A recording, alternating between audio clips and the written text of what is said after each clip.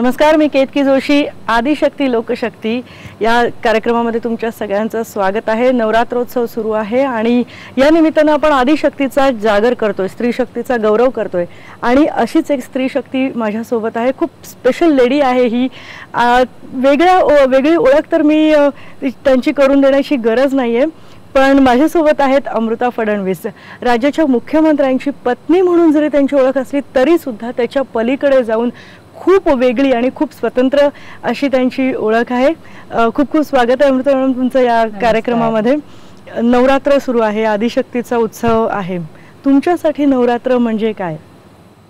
नवरात्र जसं तुम्ही सांगितलं ही आदिशक्तीची जाणीव करून देते. नवरात्रांच्या 9 देवी ज्या असतात त्या आपल्यातल्या ज्या शक्ती असतात त्या दाखवतात आणि त्याचं पूजन होतं. सगळे आपल्यात मातेची शक्ती असते, आपल्यात क्रोध असतो, आपल्यात प्रेम असतं, आपल्यात मल्टीटास्किंग असतं, आपल्यात इतक्या वेगवेगळ्या प्रकारच्या शक्ती असतात. फक्त ती आपल्याला आतनं ओळखण्याची गरज आहे, तेवढा स्वतःवर विश्वास ठेवण्याची गरज आहे. आणि स्त्री काही करू शकते. रिओला जाऊन हीच स्त्री ऑलिम्पिक मेडल्स आणू शकते, हीच स्त्री परिवर्तन घडवू शकते. तर आपल्याला फक्त आपला विश्वास उजागर करण्याची गरज आहे. तुम्ही नागपूरच्या आहात. नवरात्र कसं तिथे साजरं केलं जातं? घरी तुमच्या घट बसतात का, किंवा एकूणच नवरात्रामध्ये नागपूरमध्ये काय रंगत असते? नागपूरमध्ये नवरात्राचे खूप पेंडॉल्स असतात आणि गरबा खूप छान होतो. तर आम्ही लग्नाच्या आधी आमचा मैत्रिणींचा ग्रुप होता, तर आम्ही सगळे मिळून जायचो आणि गरबा करायचो. तसेच पोशाख घालायचो, फेस्टिव्ह पोशाख, ज्वेलरी आणि सगळे बँड पार्टी करायचो आणि मस्त एन्जॉय करायचो नवरात्रांमध्ये गरबे. पण मग अगदी सगळ्यांच्या मनात आलेला प्रश्न आहे की तुम्ही वर्किंग वुमन सुद्धा आहात आणि आता मुख्यमंत्र्यांची पत्नी आहात, त्यामुळे ही सगळी मजा जी आहे ती मिस करता? एवढ्यात मी मिस करते, पण मी मागच्या वर्षी 1-2 गरबा पेंडॉल्सला व्हिजिट केलेलं होतं. तिथे मला थोडा वेळ जाता आला आणि पाहता आलं. मी ऑल्दो गरबा नाही केला, पण हो मी ते कॉलेजचे दिवस मिस करते, जेव्हा खूप मैत्रिणींबरोबर आम्ही जायचो. नागपूरमधले नवरात्र म्हटलं की आपल्या मैत्रिणी आठवतात, ज्यांच्या बरोबर आम्ही जायचो. मग रात्री आम्ही डान्स करायचो आणि तिथे वेगवेगळे पदार्थांचे स्टॉल असायचे, ते खायचो. तर एकूणच खूपच वातावरण असं प्रफुल्लित असायचं आणि पूर्ण शहर जे आहे ते जागं असायचं सगळीकडे. तर चांगलं वाटायचं. Festive season. नवरात्रमध्ये जसं आपण म्हणतो की प्रत्येक रूपाची पूजा केली जाते, देवीच्या म्हणजे स्त्रीच्याच रूपाची पूजा केली जाते.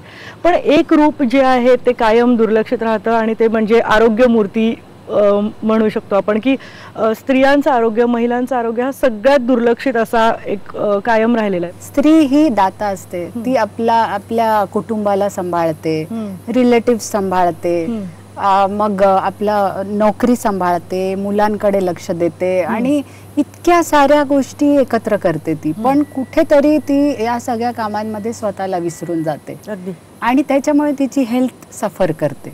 तर मला वाटतं प्रत्येक स्त्रीनी लक्षात ठेवावं, ती आपल्या घरचा बॅकबोन असते. स्वतःकडे दुर्लक्ष केलं म्हणजे नंतर फॅमिली दुर्लक्षित होते. तर जरी तिला आपल्या फॅमिलीकडे लक्ष द्यायचं तरी स्वतःसाठी 1 तास दिवसातनं ती काढूच शकते. एक्सरसाइज करावा, चांगलं डाएट घ्यावं. आपलं महाराष्ट्रीयन डाएट हे सगळ्यात चांगलं डाएट आहे, पण ते पण चांगलं व्यवस्थित रीतीने घ्यावं, स्वतःकडे लक्ष द्यावं थोडं बहुत आणि घर हे सांभाळावं. पण हे रोजचा 1 तास तुम्हाला जन्मासाठी हेल्दी ठेवेल हे नक्की आहे. शहरातल्या स्त्रिया ज्या आहेत त्या खूप पुढे जात आहेत, करिअरमध्ये खूप उंची गाठतात, पण आरोग्याच्या तक्रारी मात्र तशाच आहेत. जागरूकता येण्यासाठी काय केलं पाहिजे? कारण एकीकडे या शहरातल्या स्त्रिया आहेत आणि दुसरीकडे ग्रामीण भागातल्या स्त्रिया आहेत ज्यांच्यापर्यंत सॅनिटरी नॅपकिन बद्दल सुद्धा अजून जागरूकता पोहोचलेली नाहीये. काय केलं पाहिजे नेमकं या सगळ्यासाठी? या सगळ्यासाठी जागरूकता तुमच्या थ्रू येऊ शकते.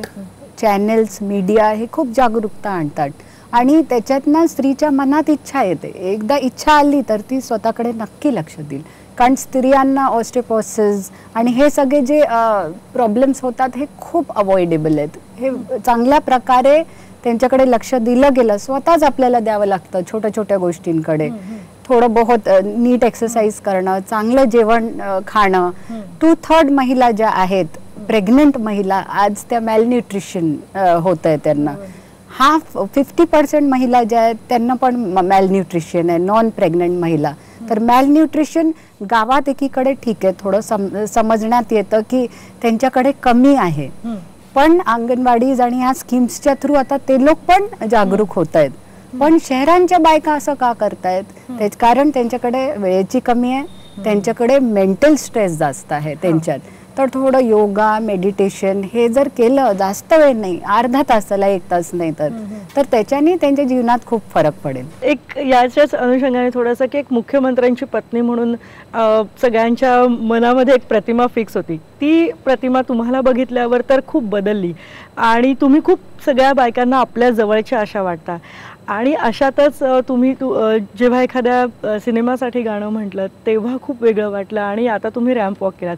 हे सगळं कसं काय एकच स्त्री कसं करू शकते? मी आधीपासूनच म्हणजे लग्न नव्हतं झालं तेव्हाही मी सोशल कॉजेससाठी स्टेज शोज केलेले आहेत. माझे बाबाही त्यांना गायनाचा खूप आवड आहे गायनाची. तर आणि मला आधीपासूनच असं अपब्रिंगिंग होतं माझं की तू तुझ्यातले टॅलेंट जोपास.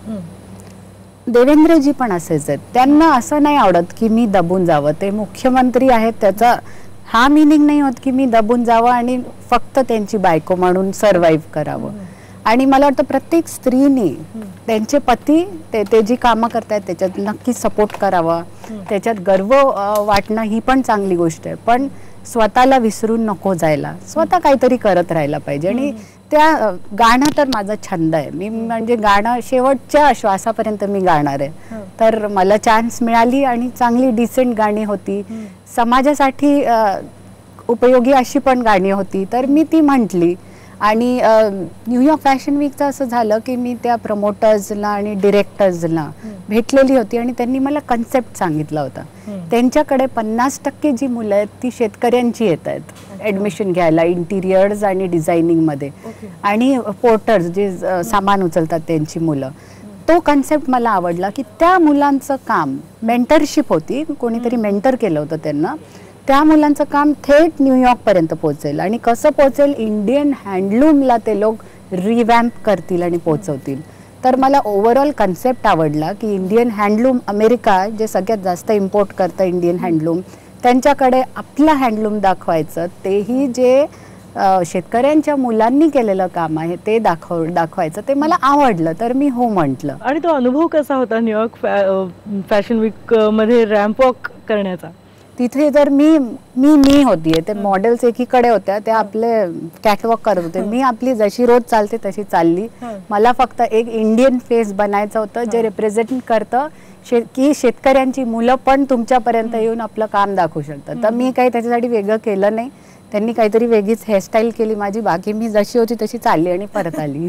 पण ते खूप छान वाटलं सगळ्यांना. न्यूयॉर्क फॅशन वीक मध्ये चालण्याचा अनुभव तर वेगळा असेलच, पण तुम्हाला स्वतःला काय, कोणते कपडे, कोणती स्टाईल जास्त आवडते? आजची स्त्री ही मल्टीटास्कर आहे, ती 10 गोष्टी एकत्र करते. आणि जर तिला पळायचं असेल जीवनात, इकडून तिकडे सारखी पळत असेल, तर नॅचरली, कारण मी इकडून तिकडे असते सारखी, तर मला सलवार सूट खूप कम्फर्टेबल वाटतो. मला ट्राउझर टॉप्स असतात, पॅन्ट्स आणि कोट्स जे असतात ते चांगले वाटतात, कॉर्पोरेट लुक देतं त्याच्यात. पण सणवारांच्या दिवशी मला साड्या आवडतात आणि साड्यांमध्ये जे एलिगन्स आहे ते कशात नाही. पण काम करताना मला बिलकुल थोडं रफ अँड टफ सलवार सूट नाही तर कोट्स असे आवडतात.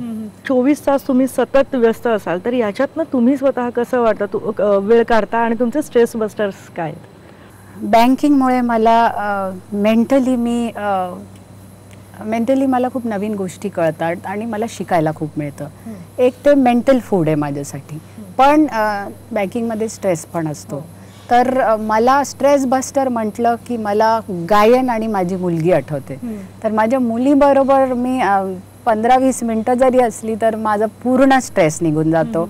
मी गायन केलं, सूर लावले, त्यातही माझा स्ट्रेस निघून जातो.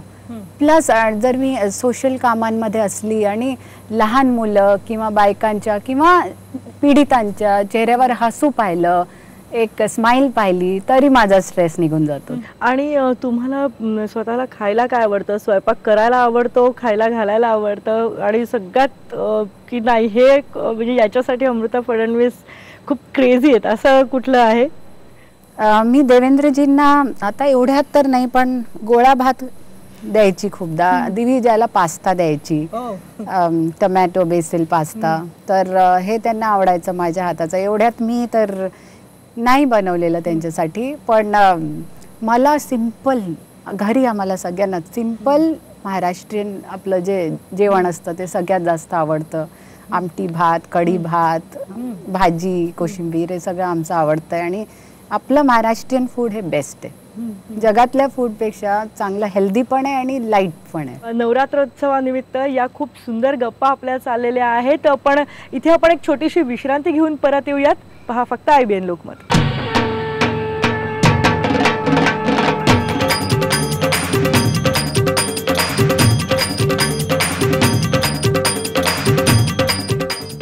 हल्ली जेव्हा मुलींबद्दल बोललं जातं, तुम्हाला एक स्वतःला मुलगी आहे, तर कोणकोणत्या गोष्टी तिला शिकवल्या पाहिजेत, तिला आल्या पाहिजेत, आणि कोणत्या गोष्टी तिने समजून घेतल्या पाहिजेत ठामपणे मुलगी म्हणून उभं राहण्यासाठी असं तुम्हाला वाटतं? मुलींमध्ये एक तर सेल्फ रिस्पेक्ट पाहिजे, कॉन्फिडन्स पाहिजे की स्वतःत काय टॅलेंट्स आहेत ते समजून घेऊन त्यांच्याकडे लक्ष देऊन की आपण पण आहोत काहीतरी, आणि स्वतःवर तो कॉन्फिडन्स पाहिजे. दुसऱ्यांसाठी एम्पथी म्हणतात, एम्पथी पाहिजे, दया पाहिजे. कोणासाठी, तो स्त्री असो पुरुष असो, लोकांसाठी मनात दया असायला पाहिजे. आणि सोसायटीसाठी, समाजासाठी काहीतरी करण्याची इच्छा ही प्रत्येक स्त्रीच्या मनात पाहिजे.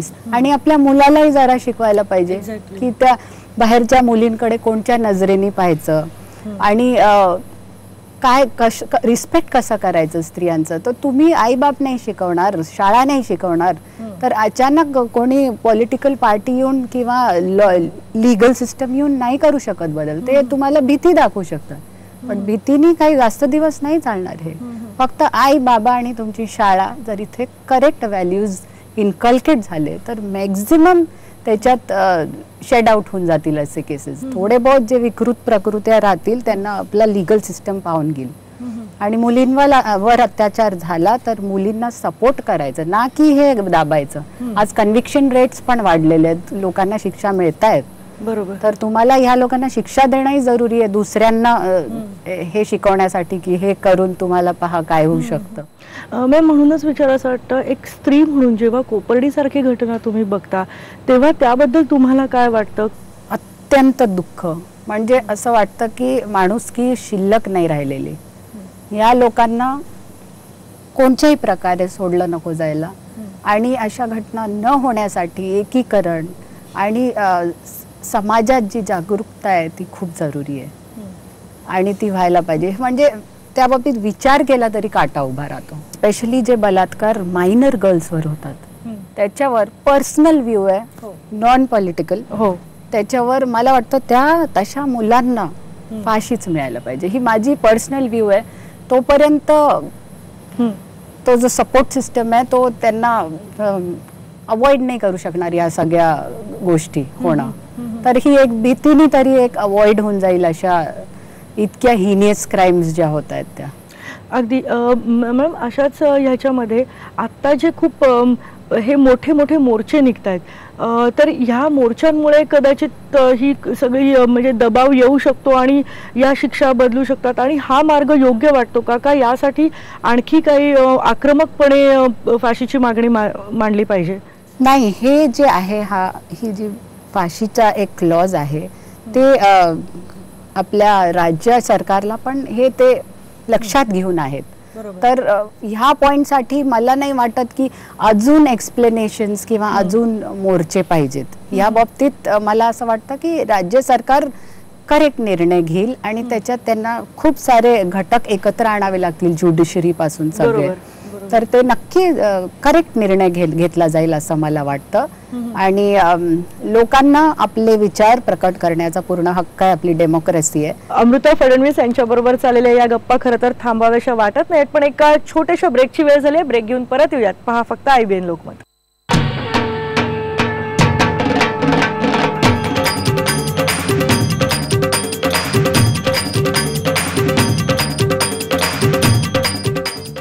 नवरात्र जसं आपण बोलतोय की आदिशक्तीचा उत्सव आहे, तर या आदिशक्तीकडे तुम्ही काय यावेळेला गाऱ्हाणं मागणार आहात, काय साकडं घालणार आहात तिला? स्त्री सुरक्षित आणि सुखी राहावी, प्रत्येक स्त्रीला स्वतःवर विश्वास राहावा, प्रत्येक स्त्रीनी आपली जी लाईफ आहे ती स्वतःच्या रीतीने जगावी, पुरुषाला साथ पण द्यावा पण स्वतःचं एक अस्तित्व असावं असं मला वाटतं, आणि तिच्या मनात प्रत्येकासाठी खूप प्रेम राहावं. स्पेशल काय असणार आहे यावेळेच्या नवरात्राला?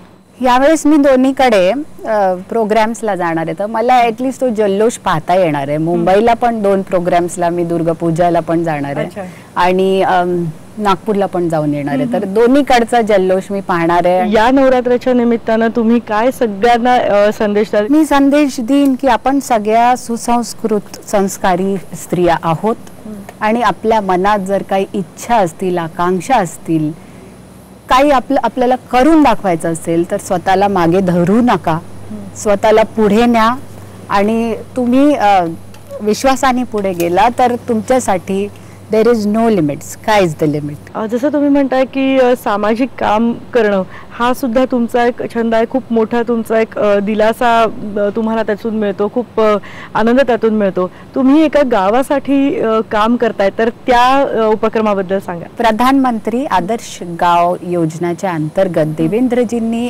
नागपूरजवळ फेटरी हे गाव आहे ते दत्तक घेतलेलं आहे, पण त्यांचा इतका व्याप आहे कामाचा, तर मी स्वतः पुढाकार घेऊन मी त्यांना म्हटलं मी तिथे लक्ष देते आणि मी स्वतःही ते गाव दत्तक घेतलेलं आहे. तिथे मी गावकऱ्यांना भेटलेली आहे आणि मी रेग्युलरली जात राहणार आहे. त्याच्यात खूप लोक जुळायला तयार आहेत.